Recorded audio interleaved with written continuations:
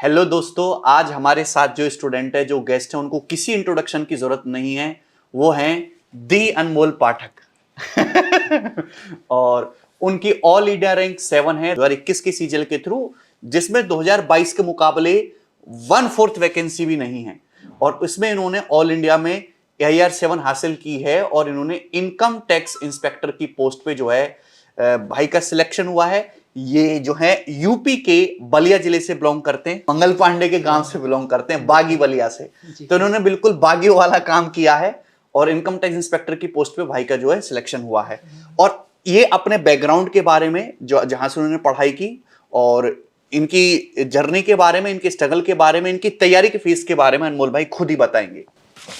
तो वैसे मैंने बताया कि मैं नगवा का रहने वाला हूँ और स्टार्टिंग एजुकेशन मेरी बलिया के ही सेंट जेवियर्स स्कूल से हुई है। वहाँ पे मैंने 12th पास किया साइंस बैकग्राउंड से। उसके बाद हम लोग लखनऊ शिफ्ट हो गए। शुरुआत में तो यूट्यूब वगैरह का हेल्प लिया, फिर कैरियर विल से जब सर का बैच आया और कुछ कंटेंट मिलने लगे तो मैंने तैयारी प्रॉपर वे में स्टार्ट कर दी और मेरा 2021 सीजल के थ्रू सिलेक्शन हुआ। उसके बाद ओके, तो आपने फिर ग्रेजुएशन में क्या किया? सर ग्रेजुएशन मैंने BA किया हुआ है। ग्रेजुएशन में आपने BA किया? जी सर। तो जैसे आपका 11th-12th में इंटरेस्ट जो है साइंस स्ट्रीम में था, जी सर। तो फिर आपने BSc या फिर BTech ये क्यों नहीं किया? सर क्योंकि उस टाइम में 12th कंप्लीट होने के बाद मैंने डिसाइड कर लिया था कि मुझे UPSC या SSC गवर्नमेंट जॉब के लिए ही जाना है। ओके, देखो एक बात कि एक पहले भी हमारे पास एक स्टूडेंट का इंटरव्यू होता, सत्यम अग्रवाल, अगर आप उनको जानते हो, उनका सिलेक्शन भी 21 की एज में हुआ था और जो है अनमोल की एज भी 21 साल है। आप इनकी स्ट्रेटजी को देख पा रहे हैं कि जिस एज में भाई का सिलेक्शन हो गया, उस एज में हमारे देश की 80% जो युवा है वो ये सोचते हैं कि अब मैं 2-3 साल बाद ये सोचूंगा मुझे जीवन में करना क्या है। इनको 12th के बाद ही पता था कि मेरे पास 2 रास्ते हैं, या तो मैं IT के थ्रू जाऊंगा या फिर मैं UPSC SSC या मैं गवर्नमेंट पब्लिक सर्विस में जाऊंगा। तो SSC सीजल को इन्होंने ऑप्ट किया कि पहले SSC सीजल क्रैक करेंगे, उसके बाद UPSC करेंगे। यही है ना आपका पर्पस? बिल्कुल सर। और SSC सीजल के लिए कि उसमें तो केवल ग्रेजुएशन चाहिए, और ग्रेजुएशन में बहुत ज्यादा पढ़ाई करके, बहुत ज्यादा मेहनत करके, टाइम इन्वेस्ट करके कोई फायदा है नहीं। तो उन्होंने सिंपल ऑप्ट किया कि अपन लोग BA तैयारी करेंगे, BA की डिग्री तो मिल ही जाएगी। BA में तो कुछ नहीं करना ना, जाके बस पेपर दिया है। बिल्कुल सर, बिल्कुल सर। मुझे लगता है कि कई सारे ऐसे पेपर्स हुए हैं जिनमें मैं लास्ट में 1 घंटे 2 घंटे पढ़ के पेपर दिया हूँ। लास्ट में 1-2 घंटे पढ़ के BA के पेपर दिए और BA में पास हो गए। कोई ग्रेजुएशन में 0 एफर्ट, मैं कहूं तो कोई गलत हो, 75% मार्क्स, 0% एफर्ट और 75% मार्क्स, कोई डिस्टर्बेंस नहीं। और बहुत सारे जो लड़के जिनको करना सीजल होता है या गवर्नमेंट जॉब होती है, लेकिन वो क्या कर रहे हैं, वो BTech कर रहे हैं, वो MBA कर रहे हैं और वो उसमें पूरी अपनी एनर्जी, जो उनकी यूथ की, जो जवानी की सबसे ज्यादा एनर्जी है, वो पूरी उसी में वेस्ट कर दी। और जब गवर्नमेंट एक कंपटीशन की तैयारी करने की बात आई, तब वो ढीले पड़ गए। तो स्ट्रेटजी ना, जो जिस बच्चे को पहले क्लियर हो जाता है कि मुझे ये करना है, ये राइट पाथ रहेगा, सुटेबल रहेगा, शॉर्ट रहेगा, उसको बहुत फायदा होता है। और उन्हीं बच्चों का 21 के एज में सिलेक्शन होता है। कुछ बच्चे कमेंट करते हैं, नहीं सर 28 के होंगे, 27 के होंगे। सर मार्कशीट में एज कम लिखाया होगा, ऐसा कुछ भी नहीं है। वो आपका पॉइंट ऑफ व्यू है, आपकी गलतियां हैं। भाई ने तो 21 की एज में या 22 के हो चुके हैं, इनकम टैक्स इंस्पेक्टर की पोस्ट ले ली और AIR 7 हासिल किया, और हमें गर्व है भाई पे। और मेरे लिए जो है, जितने भी स्टूडेंट टॉप 100 के अंदर आते हैं, मैं सभी के लिए बार बार कहता हूं कि सभी मेरे लिए एक समान हैं। तो आप ये बताओ कि आपने इनकम टैक्स इंस्पेक्टर की पोस्ट क्यों मिली? सर एक तो शुरुआत से ही मतलब मेरे फैमिली, मेरे चाचा जी इनकम टैक्स में, मैंने बताया कि वो कमिश्नर पे रिटायर हुए। हाँ। तो वो भी मतलब ज्वाइन किया, तो उनको देखा था, मोटिवेशन उनसे भी था, मतलब फैमिली में आते जाते थे तो। और सेकेंडली सर हमारे यहाँ अभी फिलहाल में 2021 में यूपी में 6 वैकेंसीज हैं और मेरा रैंक अच्छा, मतलब मुझे पता चल गया था कि रैंक अच्छा आएगा। और मतलब Tier 3 के मार्क्स के बाद मुझे आइडिया था कि रैंक अच्छा आ सकता है और यूपी मिल सकती है, तो होम पोस्टिंग के लिए। और सर मैंने income tax inspector, income tax department में एक खास बात है कि आपकी एक बार जहां पोस्टिंग हो गई, और ये बहुत टाइम से, आप लाइफ टाइम वही रहोगे। मतलब आप अगर, मतलब आपको घर पे रहना ज्यादा पसंद है और आप दिल्ली के हो, घर से बाहर ज्यादा टाइम तक नहीं रह सकते, सपोज आपकी चेन्नई पोस्टिंग हो गई, तो ये समझो कि आप एक तरीके से फंस गए, क्योंकि आप चेन्नई से अब घर नहीं आ सकते, आपको वहां चेन्नई में रहने की आदत डालनी होगी। इनको पहले पता चलेगा कि यूपी में 6 वैकेंसी है, और कॉन्फिडेंस तो भाई का था ही 7वें आसमान पे कि हम निकाल लेंगे और हमको होम स्टेट मिल जाएगा, घर के पास भी रहेंगे, छोटी उम्र भी है, और आगे के एग्जाम की तैयारी भी कर पाएंगे। ठीक है, यही था यही था सर। अपने मतलब अपने एरिया में रहेंगे, उसके बाद से तैयारी भी कर लेंगे UPSC की आसानी से। आपके मार्क्स कितने कितने आए हैं? सर टीयर में मेरा 174.55 मार्क्स है नॉर्मलाइज्ड, और रॉ स्कोर 174। टीयर 2 में मैथ्स में sir 200 out of 200। Very good, इसने मेरा नाम रोशन किया है। 200 आउट ऑफ 200। बिल्कुल सर। और फिर इंग्लिश में 185 आउट ऑफ 200, और डिस्क्रिप्टिव में सर 65। डिस्क्रिप्टिव में 65। टोटली कितना हुआ? Sir 625 out of 700। 625 out of 700 इनका स्कोर आया है टोटल मिला के। अच्छा, एक बात मैं पूछना चाह रहा था कि इनकम टैक्स इंस्पेक्टर में काम है? जी सर। ठीक ठाक काम है? जी सर। एवरेज से थोड़ा सा प्लस। जी तो सर। आपको सिविल सर्विसेज की तैयारी करने के लिए टाइम मिल पाएगा, ये आपने सोच रखा था पहले? सर इस पे मेरा पॉइंट ऑफ व्यू, मतलब मेरा ऐसा मानना है कि सर इच्छा शक्ति होनी चाहिए, आदमी कर लेगा। क्योंकि बहुत सारे ऐसे लोग हैं जिनको जॉब करते हुए काफी टाइम मिल जाता है, फिर भी वो तैयारी नहीं कर पाते हैं। और कई सारे ऐसे लोग डिपार्टमेंटल एग्जाम तक की तैयारी नहीं कर पाते हैं। और कई सारे ऐसे एग्जांपल्स है कि इनकम टैक्स डिपार्टमेंट में होते हुए लोग आईएएस में फर्स्ट रैंक तक लाए हैं यूपीएससी में। तो सर मुझे लगा कि पहले इस पे जो अभी सीजीएल जिसकी मतलब मैंने इतने डेडिकेशन से तैयारी की है, उसका मैं उसमें जो मुझे सबसे बेस्ट पोस्ट लगता है उसको चूज करूँ, मेरा कॉन्फिडेंस भी हाई रहेगा। और उसके बाद मैं यहाँ से अब चाहूँगा कि बेस्ट क्या किया जा सकता है, तो यूपीएससी की प्रिपरेशन करूँगा, तो मेरा स्टेट ऑफ माइंड भी ज़्यादा बेहतर होगा कि अभी तक जो मैंने जितना मेहनत किया उसमें से जो सबसे बेस्ट चूज किया जा सकता था वो मैंने चूज कर लिया है, और रिजल्ट भी आपको सही टाइम पे इच्छा के अनुसार मिला सर। और उसके बाद अब देखते हैं कि अब और बेस्ट क्या किया जा सकता है लाइफ में। तो इसलिए सर मैंने यहाँ पे मतलब मेरा point of view post choose करते वक्त यूपीएससी नहीं था, ये था कि अभी तक जो मैंने मतलब किया है मेहनत, उसमें का जो सबसे बेस्ट आउटकम है वो मैं निकाल पाऊँ, और उसके बाद कॉन्फिडेंस हाई रहेगा तो मुझे लगता है कि मैं इनकम टैक्स के साथ भी तैयारी कर लूँगा सर। ओके। अगर आप यूपीएससी की तैयारी करो, जो फाइनल एग्जाम के जो 2-3 महीने एंड मोमेंट होते हैं उस पर आप मेडिकल लगा के छुट्टी ले लीजिएगा। जी सर, ऐसा हम जी सर। हाँ, मेरी सलाह मानो तो। बिल्कुल। बाकी जॉब मत छोड़िएगा, जॉब के साथ साथ ही आप तैयारी करिएगा। जी सर। बिल्कुल सही। अच्छा, इसके बाद यूपीएससी आपका फाइनल प्लान है? जी सर। कंफर्म? बिल्कुल सर, 100%। ओके।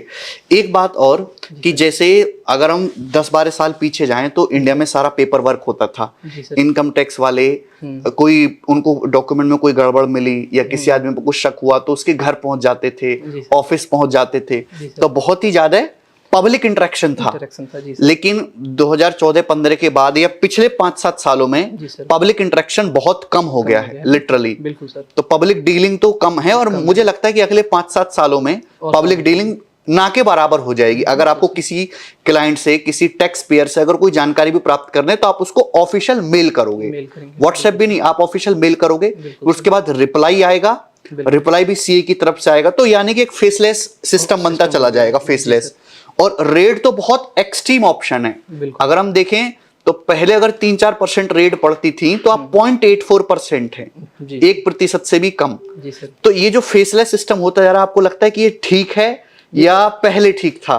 क्योंकि बहुत सारे, मैं अगर अंदर की बात करें तो बहुत सारे तो लोग कि हम घर पे जाएंगे किसी को भी उठा लेंगे, ऐसे माइंडसेट के साथ स्टूडेंट आते हैं जो इनकम टैक्स में जाना चाहते हैं। सर तो इस बार मैंने इनकम टैक्स इसीलिए चूज कर पाया क्योंकि ये सब जो फेसलेस असेसमेंट का सिस्टम आ गया है और वर्क काफी डिजिटल हो गया है, तो मुझे लगा कि अब मैं अपने काम को भी ज्यादा अच्छे से सिंक्रोनाइज कर पाऊंगा और मैनेज कर पाऊंगा। पहले के टाइम में क्या था कि आप मतलब पहले का जो वर्क प्रोफाइल था इनकम टैक्स का, उसमें जॉब करते हुए किसी और कार्य को करना या यूपीएससी जैसे एग्जाम की तैयारी करना ज्यादा मुश्किल थी। मुझे लगता है कि इस सिनेरियो में और बेटर है तैयारी करना, और एक ईमानदार व्यक्ति को अपने कार्य को अच्छे से निष्पादित करने में भी सहायता मिलेगी ऐसे सिस्टम में। तो मुझे तो यही सिस्टम ज़्यादा बेटर लग रहा है सर, हमारे तैयारी के हिसाब से भी और ओवरऑल। जी सर। मेरी जानकारी में मेरे बहुत क्लोज हैं, वो इनकम टैक्स डिपार्टमेंट में 2016 से इनकम टैक्स दिल्ली में ही हैं। जी सर। तो उसके अंदर जो ना, ऐसा नहीं कि आप कोई बंदा डेस्क पे काम कर रहा है तो उसी को अगर रेड मारनी है तो उसी को भेज दिया जाएगा। रेड वाला डिपार्टमेंट उन्होंने इनकम टैक्स के अंदर एक और बना रखा है, वही सिलेक्टेड लोग हैं जो रेड मारने जाते हैं। अगर आपको मौका मिला जी सर कि आपको भाई रेड वाली टीम में आना है तो आप जाओगे, जाना चाहोगे? सर अभी तो किसी हिसाब से नहीं, क्योंकि अभी मुझे यूपीएससी की तैयारी करनी, तो मैं तो चाहूंगा कि डेस्क जॉब ही रहे। डेस्क जॉब ही रहे। अगर in future suppose in future sir अभी मतलब आपकी जो नेचर के हिसाब से आपको लगता है कि यार मैं ओके, उसमें ना आप कभी भी आना कभी भी जाना हो, आपको हो सकता है कि आप रात भर नोट गिन रहे हो तो 12 बजे आपको वहीं सोना पड़े, तो सर टैक्स पेयर के घर पे ही, और ऐसा होता है। अगर मुझे फर्दर स्टडीज मतलब प्रिपरेशन ना करना हो, मतलब ये हो जाए कि अब तैयारी नहीं करनी है, तब तो सर मुझे रेड वाले भी वर्क में कोई प्रॉब्लम नहीं है, मैं कर लूंगा, क्योंकि मुझे फील्ड जॉब अच्छा लगता है। फील्ड जॉब अच्छा लगता है? जी सर। फील्ड जॉब सभी को एडवेंचरस लगता है। जी सर। हाँ, ओके। अच्छा, एक बात और कि इनकम टैक्स जो डिपार्टमेंट है, आपको तो जैसे एमए भी आसानी से मिल सकती थी, और एमए में प्रमोशन फास्ट है, काफी फास्ट है, इवन सीएसएस में भी ठीक ठाक है। जी सर। इनकम टैक्स इंस्पेक्टर में जो प्रमोशन है वो एमईए के थ्रू थोड़े से कम है। तो और लेकिन जीएसटी से एक्साइज से बेटर हैं, तो इसके प्रमोशन कम है। ये एक्सपेक्ट आपने देखा था कि इसमें स्लो प्रमोशन है, टाइम काफी ज्यादा लगता सर है। मतलब जॉब मतलब एमईए, एएसओ इन एमईए, इनकम टैक्स इंस्पेक्टर और डिविजनल अकाउंटेंट, ये 3 पोस्ट में मुझे कंफ्यूजन था कि किसको ऊपर रखूं किसे नीचे। लेकिन मैं इसमें मेरा पहला प्रेफरेंस रहेगा कि मुझे अगर गवर्नमेंट जॉब अपनी स्टेट में अपने घर के पास मिलता है तो मैं लूंगा। तो फर्स्ट तो सर जैसे एएसओ इन एमईए है, वो आप लाइफ टाइम या तो दिल्ली रहोगे या तो किसी फॉरेन कंट्री में रहोगे, तो वो वाला फैक्टर हमारे लिए मतलब नेगेटिव चला गया। और डिविजनल अकाउंटेंट और इनकम टैक्स इंस्पेक्टर ये 2 ऑप्शंस थे। डिविजनल अकाउंटेंट में एक रिस्क था कि अगर मैं यूपी में ही रह के किसी बहुत छोटे जगह पे मुझे, क्योंकि डिविजनल अकाउंटेंट तो डिस्ट्रिक्ट में भी पोस्टिंग मिलती है। हाँ बिल्कुल, सिटी जेड में भी होती है ज्यादातर। यूपी काफी बड़ा भी है, तो यूपी तो बहुत बड़ा है। ईस्ट यूपी का हूँ, मुझे वेस्ट यूपी के किसी डिस्ट्रिक्ट में डिविजनल अकाउंटेंट बन भी जाता हूँ, तो हो सकता है कि मतलब मेरा लाइफ ही इतनी बोरिंग हो जाए, एक्सपोजर नहीं मिलेगा। वही सर। तो मुझे लगा कि इनकम टैक्स में अगर लखनऊ या कोई भी मतलब अच्छा खासा एक्स सिटी अगर मिल जाए मुझे, या वाई सिटी भी मिल जाए, तो बेटर रहेगा यूपी में। तो इसलिए सर मैंने इनकम टैक्स इंस्पेक्टर को फर्स्ट प्रेफरेंस रखा। और आप ही मतलब मुझे समझ नहीं आ रहा कि पिछले साल ऐसा नहीं था कि इस साल तो टॉप 10 में से 7 लड़कों ने इनकम टैक्स इंस्पेक्टर की पोस्ट को जो है वो सिलेक्ट किया है। आपको पता है इसके पीछे क्या कारण है कि टॉप 10 में से 7 लड़कों के? नहीं सर, ये तो मतलब मैं कैसे बता सकता हूँ, मेरा अपना जो रीजन था मैंने आपको शेयर किया। लोगों का ये होम स्टेट वाला रीजन तो नहीं है? हो सकता है सर, होम स्टेट वाला क्योंकि इसकी वैकेंसी आप बता रहे हो पहले ही डिक्लेयर कर दी थी। जी सर, और मुझे लगता है कि State wise। 2021 सीजीएल में इनकम टैक्स की अच्छी खासी वैकेंसी भी है, लेकिन टॉप रैंकर्स को तो इससे कोई फर्क नहीं पड़ना चाहिए। हाँ, टॉप उनका रैंकर्स अपना रीजन होना चाहिए। मेरा मतलब रीजन था कि मुझे होम स्टेट में 6 वैकेंसीज थी और मेरा रैंक मुझे लगता था कि अच्छा आ जाएगा, तो और अच्छे सिटी में भी रहने को मौका मिल सकता है, तो इसलिए मैंने इनकम टैक्स चूज किया।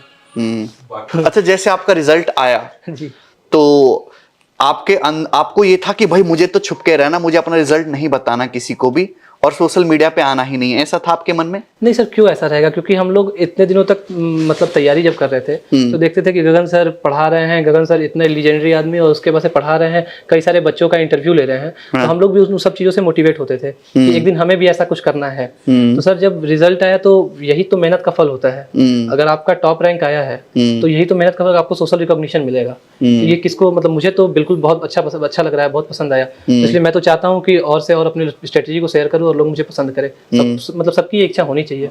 बिल्कुल बिल्कुल। तो स्ट्रेटजी वाली बात आई। अब जो है आपने सीजीएल की तैयारी कैसे करी, क्या आपने उसमें प्रिकॉशंस रखे, और कितना टाइम आपको लगा, और कैसे कैसे एक सब्जेक्ट पे टाइम दिया, और डेली का रूटीन क्या था, ये बताओ डिटेल में स्टूडेंट्स को। ये आपसे जानना चाहते हो कि आप इंडिया में टॉप रैंक होल्डर हो। सर 2020 के स्टार्टिंग में मैंने प्रिपरेशन शुरू की। 2019 के जून वगैरह से ही मैंने प्रिपरेशन शुरू कर दी थी। मतलब 12th का जो सिलेबस होता है या 11th 12th 9th 10th का सीबीएसई का जो सिलेबस है, उस हिसाब से मैथ्स आप अगर एसएससी का लाएंगे, वो भी सीजीएल लेवल का मैथ्स, वो भी जब सर 2017-18 में जो पेपर्स हो रहे थे अच्छे पेपर थे, अच्छे पेपर का लेवल अच्छा था, तो वो मुझे देख के लग गया था कि सिर्फ एनसीईआरटी या जो हमने पढ़ रखा है उससे तो नहीं होगा। तो मैं धीरे धीरे पढ़ता गया। फिर 2019 से मैंने सीरियसली तैयारी शुरू कर दी। फिर सर जो स्टैंडर्ड बुक्स थी मार्केट में वो मैंने ली, पढ़ाई की।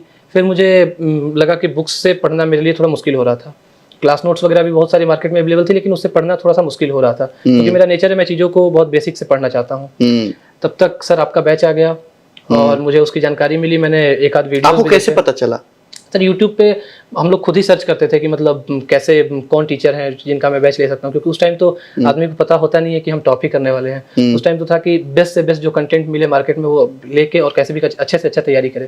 यूट्यूब चैनल वाले टीचर हैं वो अपने हिसाब से वीडियोस अपलोड करेंगे, लेकिन मैं किसी का बैच अगर ले लेता हूँ तो उनकी एक जिम्मेदारी होगी कि वो मतलब 0 to लेके 100 तक सब कुछ पढ़ाएंगे एक रिस्पॉन्सिबल वे में। और फिर उसके बाद मैंने देखा तो आपका बैच था, उसमें आपने जो पढ़ाया तो मुझे पढ़ाने का तरीका मेरे हिसाब से काफी सुटेबल लगा, क्योंकि आप बेसिक भी कवर करते थे और जब मतलब मेन चीज क्वेश्चंस पे आते थे तो ज्यादा टाइम नहीं वेस्ट करते थे, मतलब जल्दी जल्दी चीजों को आगे बढ़ाते जाते थे। और मुझे ऐसा ही चाहिए था कि मैं ये मेरी क्वालिटी है, इसको अच्छे से एक्सप्लेन करो कि मैं 1.5 घंटे की क्लास में बिल्कुल 1 सेकंड भी टाइम वेस्ट नहीं करता हूँ। बिल्कुल सर, वही चीज है कि 1.5 घंटे में मुझे 1.5 घंटे से ज्यादा का कंटेंट मिलता था। 1.5 घंटे में कहीं 3 से 4 घंटे तक का कंटेंट मिलता था, क्योंकि उसी 1.5 घंटे में हम लोग को 25-30 क्वेश्चंस मिल जाते थे, सॉल्व हो जाते थे, और वो भी काफी अच्छे लेवल के क्वेश्चंस। क्योंकि एक मैथ्स में तो खास करके मुझे ऐसा लगता है कि अगर कुछ मतलब मैथ्स के लगभग सारे चैप्टर्स में अगर आपका बेसिक क्वेश्चंस आपने कर लिया है तो फिर बहुत इजी क्वेश्चंस करने का कोई फायदा नहीं है, क्योंकि जो हार्ड क्वेश्चन केवल इजी इजी ही लगाने को कोई फायदा नहीं है, क्योंकि हार्ड क्वेश्चंस जो हैं वो आपको इजी क्वेश्चंस में जो मतलब कंसेप्ट यूज होगा वो भी यूज करेगा और एडवांस कंसेप्ट भी यूज करेगा, तो दोनों मतलब कंप्लीट उससे तैयारी हो जाएगी।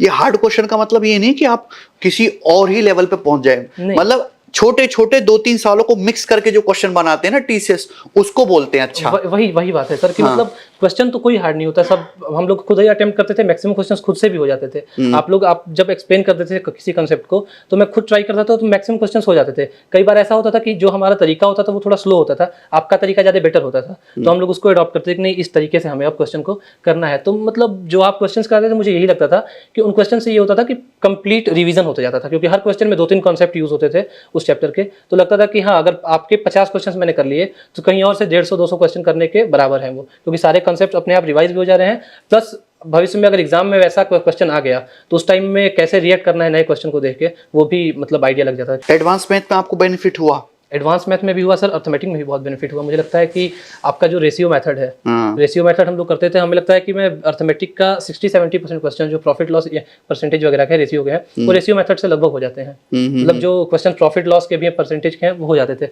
तो बहुत बेनिफिट था सर। और फिर एडवांस मैथ में अलजेब्रा हो गया या ये नंबर सिस्टम हो गया, तो इनके आपके कॉन्सेप्ट बहुत हेल्पफुल है सर। तो आपको पढ़ने में बेसिकली मजा आया? बहुत मजा आया सर। एक्चुअली में ज़्यादा रीज़न यही था क्योंकि आपका जो पढ़ाने का पैटर्न था और मैं जैसा पढ़ना चाहता था वो बिल्कुल मैच कर रहा था। अरे वाह यार बहुत सही। अच्छा, आपने रीजनिंग और इंग्लिश की तैयारी कैसे कैसे करी? सर रीजनिंग तो पूरे पेपर में टियर 1 में 50 नंबर का आता है, और रीजनिंग में भी सर बेसिक मतलब मैं जब भी शुरुआत में भी अटेम्प्ट करता था तो 40-42 नंबर हमेशा बन जाते थे स्टार्टिंग से ही, क्योंकि बहुत बेसिक, मुझे लगता है कि एसएससी की जो रीजनिंग आती है वो बहुत डिफिकल्ट नहीं आती है सर। और मैं करता, मतलब मुझे ऐसा लगता है क्योंकि मैं करता था तो मुझे 40-42 नंबर हर बार आ जाते थे, लेकिन मुझे ये पता था कि 40-42 नंबर से होगा नहीं, क्योंकि अगर अच्छा रैंक लाना है तो पूरा स्कोर एक भी मार्क्स लूज नहीं करना है। तो मैं फिर सेलेक्टेड वे में मैं ये ट्रैक करने लगा कि कौन से ऐसे मतलब टॉपिक हैं जिनमें मेरा ये मार्क्स कट रहे हैं हर बार। जो पैटर्न एक बन जाता है ना कि नहीं ये टॉपिक से आ रहा है तो क्वेश्चन मिस हो जा रहा है। जैसे रीजनिंग में एक ये ईयर वाले जो क्वेश्चन आते हैं कि इस ईयर में ये दिन ऐसा था, वेडनेसडे था, तो उस ईयर में तो क्वेश्चन मैं बार बार मिस कर रहा था। ऐसा भी नहीं था कि वो क्वेश्चन हर पेपर में आता था, क्योंकि उसका भी पैटर्न है, एसएससी 2-3 साल में कभी एक बार वो क्वेश्चन पूछती है। लेकिन मैं उसको भी काफी अच्छे से 1 दिन 2 दिन देके तैयार किया था कि कहीं अगर वो आ जाए तो नंबर मिस नहीं होना चाहिए। तो ऐसे सर एसएससी में रीजनिंग में कुछ एक ऐसे टॉपिक्स थे जिनसे मेरे आपको एक्स्ट्रा टाइम देके पढ़ना पड़ेगा, बाकी तो आप पहले से ही जानते हो। जी सर, तो उन्हीं सब स्पेसिफिक टॉपिक्स पे मैंने प्रैक्टिस किए, कहीं से पीडीएफ से, कहीं से मतलब जो जहां से भी क्वेश्चंस मिल सके मैंने उसको प्रैक्टिस किया। और फिर यूट्यूब सोर्सेस से और यूट्यूब सोर्सेस से कहीं से पीडीएफ मिल गया, टेलीग्राम पे कोई क्वेश्चन का मटेरियल मतलब क्वेश्चन का कलेक्शन मिल गया तो उसको सॉल्व करके मैं करता गया। तो ये तो सर रीजनिंग ऐसे तैयार हो गया। मैथ्स मैंने बताया ही, और इंग्लिश में बेसिक बुक्स कवर किया था, ब्लैक बुक से मैंने वोकैब कवर किया था। और उसके बाद जयदीप सर का बैच तब तक आ गया। जयदीप सर के बैच को मैंने पूरा कवर किया, उसके नोट्स बनाए, नोट्स को रिवाइज करता गया। तो जयदीप सर के बैच से एक फायदा हुआ कि बेस मतलब मुझे हर सब्जेक्ट में मुझे ऐसा ही लगता है कि मैं जब बेसिक से पढ़ने लगता हूँ बिल्कुल शुरुआत से, तो मुझे काफ़ी अच्छा बेटर महसूस होता है, क्योंकि मेरा मतलब मेरे सॉफ्टवेयर में है कि मैं याद नहीं कर पाता हूँ सर।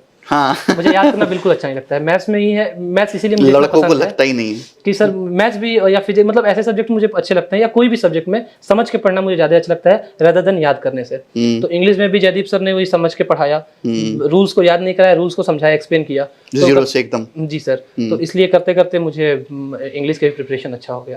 तो इंग्लिश में आपके मार्क्स पहले से ठीक ठाक आते थे कि इम्प्रूवमेंट करना पड़ा? इंग्लिश में मार्क्स ठीक ठाक नहीं आते थे, लेकिन इंग्लिश में मार्क्स नहीं ठीक आने का बहुत बड़ा रीजन वोकैब एक हो जाता था, क्योंकि उस टाइम पे वोकैब हम लोग का मतलब तैयार नहीं था अच्छे से। तो मैंने वोकैब जो भी प्रीवियस ईयर एसएससी का क्वेश्चन आते थे, जो भी आए हैं किसी भी एग्जाम में, यहाँ तक कि सीडीएस या अन्य एग्जाम्स में भी जो फेमस वोकैब हैं, सिनोनिम एंटोनिम्स हो गए, वन वर्ड सब्स्टिट्यूशन हो गया, ईडियम फ्रेज हो गया, वो सारे मैंने याद किए। उसके बाद मेरा नंबर कुछ इंप्रूव हुआ। फिर रीडिंग कॉम्प्रीहेंशन में मैं थोड़ा सा मतलब अच्छा नहीं कर पा रहा था, तो उसके लिए न्यूज़पेपर वगैरह पढ़ना शुरू किया। तो वहाँ से भी धीरे धीरे स्कोर अच्छा होने लगा, और प्लस इधर से जयदीप सर के बैच से और कुछ जो स्टैंडर्ड बुक्स हैं उनके पढ़ने लगा, और सर अपने आप स्कोर अच्छा आने लगा। तो ये इस सारी तैयारी में आपको कितना टाइम लग गया टोटल सर? वन गो में मुझे तो टाइम लगा था 1.5 साल, मैं कह सकता हूँ। 1.5 साल लगा आपको पूरा मैथ्स, इंग्लिश, रीजनिंग, जीके। उसके बाद आपको ये कॉन्फिडेंस आ गया कि बच्चों को ये भी कॉन्फिडेंस आता ही नहीं कि मेरा सिलेबस पूरा हो गया, आपको ये कॉन्फिडेंस आया था कि मैंने सब पढ़ लिया, अब बस जाके पेपर देना है, मॉक टेस्ट प्रैक्टिस करके? तो मेरा ऐसा है सर कि मैं शुरू से ऐसा नेचर है कि मैं जैसे मैथ्स में बहुत अच्छा पढ़ रहा हूँ और मेरा 160 आ रहा है, तो मुझे लगा कि नहीं, मैंने कुछ नहीं पढ़ा है। अच्छा। मैं जब मैथ्स शुरू किया हूँ तो मुझे मतलब फिर मैथ्स में 190 प्लस जब आने लगा मॉक में, तभी मुझे लगा कि मैंने पढ़ा है और मैं किसी दूसरे सब्जेक्ट पे शिफ्ट कर दूं। मतलब मैं सभी सब्जेक्ट्स को एक साथ नहीं पढ़ पाता हूँ। मेरा ऐसा अच्छा। है कि मैं किसी एक सब्जेक्ट को उठाऊंगा, उसको बहुत अच्छे से पढ़ूंगा, उसमें देखूंगा कि मैं रिजल्ट कितना, मतलब दिन प्रतिदिन कितना रिजल्ट बेटर होते जा रहा है। ऐसे ही मैंने जब आपका बैच शुरू हुआ था तो मैं कई बार क्या करता था कि 2-4 दिन के क्लास स्किप करके मेरा ये था कि एक ही बार पूरा एक चैप्टर एक ही बार में पढ़ूंगा और उसमें ऐसा करूंगा कि वो चैप्टर पढ़ने के बाद फिर मार्केट में कोई ऐसा या कहीं से भी कोई ऐसा क्वेश्चन ना रहे एसएससी का या किसी भी और एग्जाम का जो इस लेवल के हैं कि उनका जो इस क्वेश्चन लेवल मिस हो के। पाए, क्योंकि फिर उस लेवल में बहुत फ्रस्ट्रेशन होने लगती थी कि मैंने क्या ही पढ़ा है अगर कोई क्वेश्चन नहीं कर पा रहा हूँ तो मैं मतलब परफेक्शन के पीछे जाता था थोड़ा। ये मेरा ऐसा नेचर है कि मैं इसीलिए इंग्लिश में भी मैथ्स में भी मैं यही फोकस करता था कि 160 165 ऐसे से नहीं होगा, जब करना है तो 200 में 200 या मैक्सिमम से मैक्सिमम स्कोर करने पे। तो पहले से टारगेट था मैक्सिमम ही करना है। मैक्सिमम करना है। और जो ये लड़के पूछते हैं कि सर इतना कर लूं तो हो जाएगा क्या, एसएससी में सिलेक्शन लेने के लिए इतना नंबर लाएंगे तो काफी रहेगा क्या, ऐसे लड़कों को क्या सलाह दोगे? नहीं, मेरा तो यही है कि मतलब ये तो आपकी निगेटिव सोच हो गई। निगेटिव सोच होगी ना। आपको तो ऐसा करना है कि सर कुछ छूटे ही नहीं, ऐसा कि 200 में 210 आने जैसा हो कि मतलब कुछ भी आए कर लेना है। अच्छा, आप लाइव नहीं पढ़ते थे? सर मैं लाइव नहीं पढ़ता था, ये सच्चाई है। मैं लाइव क्योंकि इसलिए नहीं पढ़ता था, यहाँ तक कि मुझे पता है आपका ये जो प्रैक्टिस बैच था जो प्री के बाद आया है, ये भी मैं सर एक दिन में 10-10 वीडियो खत्म किया हूँ। 2x पे देखते थे आप? 2x पे देखता था सर। मतलब स्लो पढ़ाता था मैं? और नहीं सर, आप स्लो नहीं पढ़ाते थे, लेकिन दूसरे बच्चों के हिसाब से वो है ना। नहीं सर, स्लो तो बिल्कुल नहीं पढ़ाते थे मुझे। तो मैं बता तो रहा हूँ कि मैं इसीलिए बैच लिया था क्योंकि मुझे आपका स्पीड और जो आपका कंटेंट होता था उस 1.5 घंटे में, मुझे लगता था कि हाँ ये ऐसा है, मतलब ये पूरा सेशन जो हुआ है 1.5 घंटे का, वो ऐसा है कि 1.5 घंटे में जो मैं मैक्सिमम यही पा सकता था, इससे ज्यादा पाया नहीं जा सकता था। इसलिए मैं देखता था। मुझे ऐसा लगता था कि 1.5 घंटे में अगर मतलब 10 बहुत धीरे धीरे पढ़ा के 10 क्वेश्चन करने से क्या फायदा है। आपने 2022 का मेंस का पेपर देखा है? तो जैसे बहुत ही इजी सवाल है प्री लेवल के, तो मैंने वो पूरा पेपर यूट्यूब पे सॉल्व कराया, तो मात्र 2 घंटे में 120 सवाल सॉल्व हो गए। आपको पता है मेरी स्पीड की, मैं बढ़िया तरीके से समझाता हूँ, अच्छे से डिसेंटी से, मतलब बच्चों को समझ भी आ जाएगा और फास्ट भी हो जाएगा। वो तरीका होता है, बोलता थोड़ा तो तेज, कलम साथ साथ चलता है। ऐसे मैं बोल रहा हूँ फिर उसके बाद कलम चल रहा है, इतना टाइम नहीं लगता, ना मोटिवेशन देना, ना फर्जी, ना इधर उधर की सारी, कुछ नहीं, सीधा ऑन द टॉपिक। तो और ऐसे टीचर्स भी हैं जो सुबह से शुरू करते हैं और शाम तक वही कराते रहते हैं, 120 साल, सुबह 10 बजे से शाम 6 बजे तक।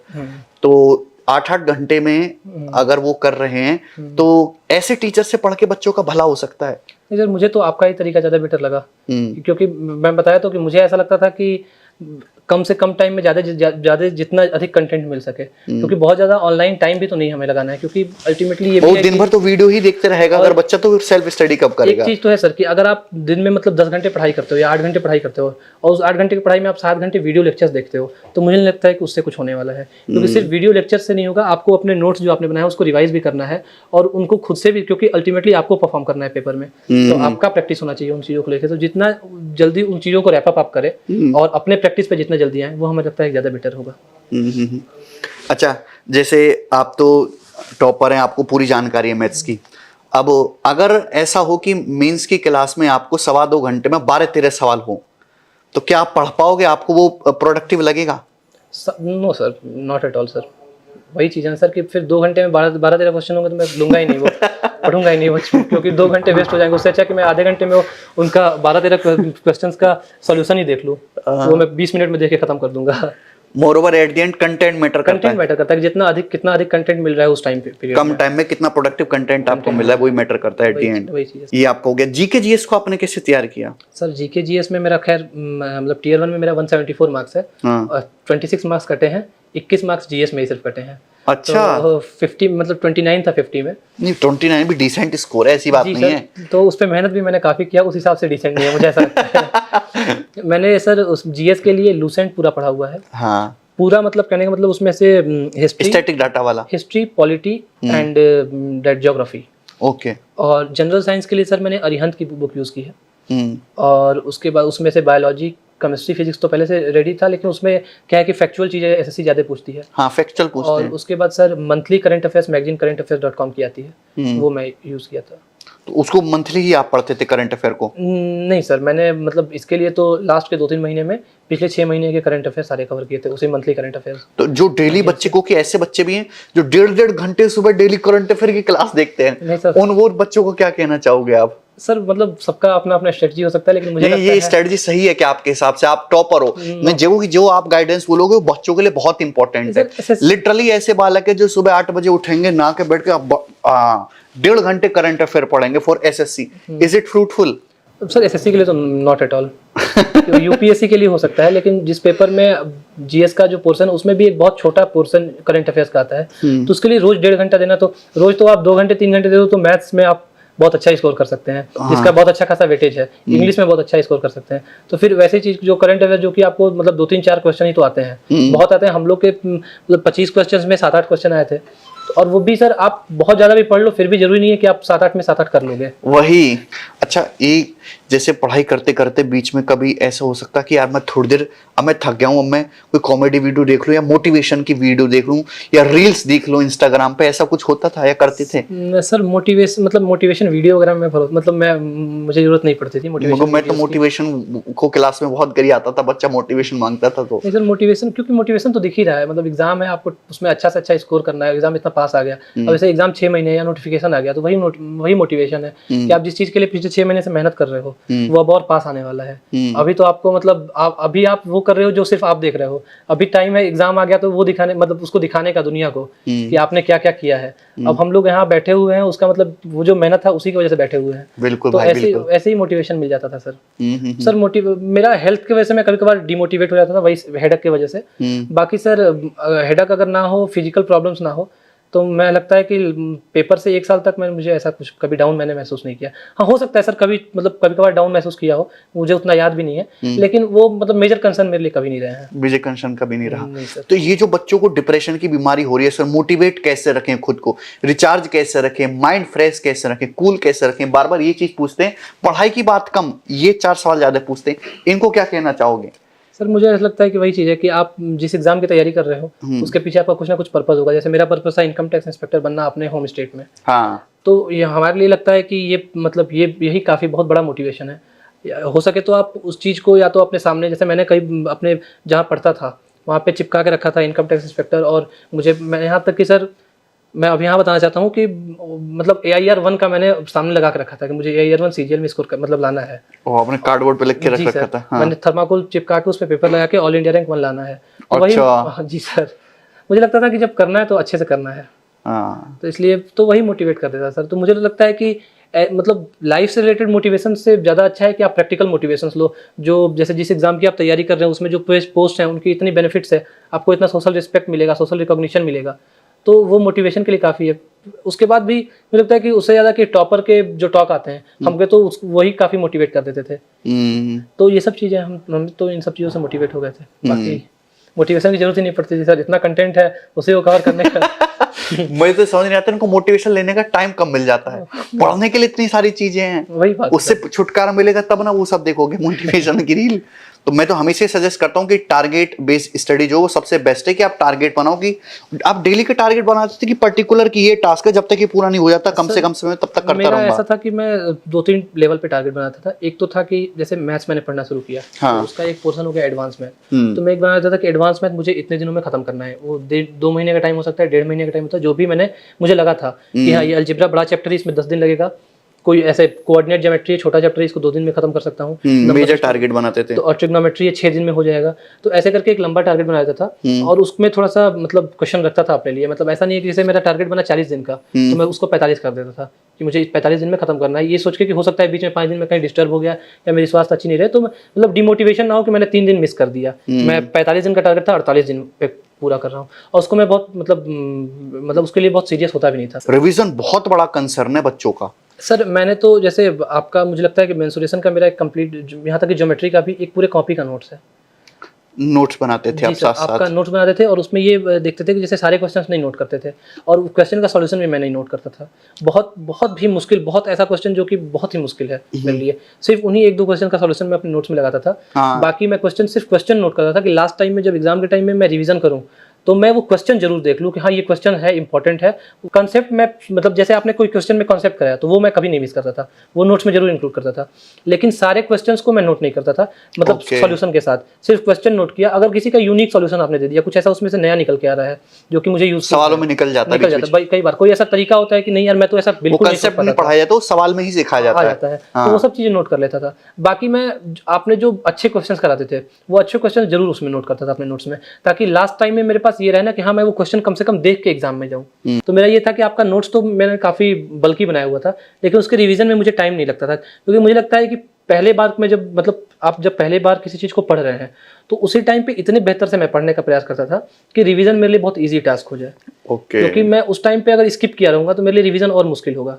मतलब जो बच्चे छोड़ के पढ़ते जल्दी निपटाने के चक्कर में सर 10 दिन में खत्म कर दो। नहीं तो सर तो ये मेरा नहीं था। मेरा था कि भले 10 की जगह पे 12 दिन लगे, 6 की जगह पे 8 घंटे लगे, लेकिन जो मैं चीज एक बार पढ़ रहा हूँ वो मतलब हमेशा मेरे वो प्रोडक्टिव हो, वो 100% हो, उसका रिवीजन में कोई दिक्कत ना हो। रिवीजन में कोई दिक्कत ना हो। और मेरा तो ये टारगेट रहता था कि रिवीजन की जरूरत ही ना पड़े। इसका मतलब ये नहीं कि मैं रिवाइज किया नहीं, लेकिन मेरा मतलब टारगेट ये रहता था कि इतना अच्छे से पढूं कि रिवीजन की भी जरूरत ना पड़े। कोई फॉर्मूला ये उसको इतने अच्छे से समझ लूं कि पहले बार में ही याद हो जाए। ऐसे करके सर मैंने अलजेब्रा में भी इतने सारे फॉर्मूला आते थे, तो हम मुझे याद करने का बहुत कम जरूरत पड़ती थी, क्योंकि मैं समझ ही या उन पे प्रैक्टिस ही इतना कर लेता था कि याद करने की जरूरत नहीं पड़ती थी। क्लास में 250 सवाल की शीट पर प्रैक्टिस करवा देता था कि बच्चों को याद ही हो जाते तो थे। वही सर याद हो भी जाते थे। अच्छा, एग्जाम में बहुत इंपॉर्टेंट रोल होता है मॉक टेस्ट का, और स्टूडेंट्स, हर एक स्टूडेंट जिसको सिलेक्शन लेना वो मॉक टेस्ट जरूर सॉल्व करता है, और टॉपर्स तो 100 200 150 ऐसे मॉक टेस्ट लगाते हैं। आपने जो है तैयारी में कितने मॉक टेस्ट लगाए? आपने सिलेबस तो बहुत अच्छे से कवर किया उसके बाद, और मॉक टेस्ट आपने एग्जाम से कितने टाइम पहले लगाना शुरू किए, या शुरू से ही लगाते थे? नहीं सर, शुरू से तो मैं नहीं लगाता था। प्री के एग्जाम की जहाँ तक बात करें तो मुझे लगता है कि प्री का मैं 5 से 6 मार्क्स मैंने लगाए थे, वो भी एग्जाम से लास्ट के मतलब 10 दिन पहले तक। ये थोड़ा सा अलग है मेरी वो, क्योंकि मुझे लगता था कि मेरा मतलब मैथ्स का और इंग्लिश का तो मैंने कंटेंट अच्छे से कवर कर लिया था। और मुझे लास्ट केवल प्री में आपने 5-6 मॉक टेस्ट ही लगाए? जी सर। वो फ्रेश वाले की प्रीवियस ईयर के? जो मतलब पेपर से पहले वो लोग लगाते हैं, वही मैं पूरा कंप्लीट नहीं दे पाता था। 10-15 मॉक थे, उसमें मुझे लगता है कि 7-8 दे पाया। वही मुझे लगता है कि जिस दिन सीजीएल प्री का पेपर था उससे एक दिन पहले 2 मॉक दिया। मुझे लगा कि यार कम से कम मॉक ही दे लेता हूँ कुछ पढ़ नहीं रहा होता। तो इतने मॉक टेस्ट लगाए, आपको ऐसा नहीं लगा यार कि हो सकता है एग्जाम में प्रेशर आ जाए, या मॉक टेस्ट बच्चे इसलिए लगाते हैं कि एग्जाम वाली सिचुएशन को फील कर सके, प्रेशर ना हो? एक्चुअली में सर मतलब मैं पेपर में भी मैंने कई बार फील किया, पेपर में भी मेंस या मैं प्रेशर इन पेपर में प्रेशर बहुत महसूस नहीं करता हूँ। और मैं यहाँ पे भी जब मॉक भी देता था तो मुझे लगता था कि मैं हर बार ऐसा ही मतलब एक स्टैंडर्ड स्कोर था वही स्कोर हो रहा था। तो मैं जब मॉक का फिर से सोचता था ना, मुझे लगता था कि उससे अच्छा कुछ पढ़ ही लो नया। अच्छा, मतलब जैसे इंग्लिश में ही है, जैसे मैं मॉक लगाने का टाइम आया तो मैं फिर सोचा था कि यार इससे 26-25 और वोकैब भी याद कर लेता हूँ। तो आप जैसे आपने इतने ज्यादा मॉक टेस्ट लगाए नहीं, तो और आपका स्कोर भी अच्छा आ रहा था, आपने लगाया मॉक टेस्ट की बजाय कुछ और याद कर लेते हैं और बढ़ा लेते हैं, हाँ जीएस पढ़ लेते हैं, ये कॉन्फिडेंस आपके अंदर कहाँ से आया?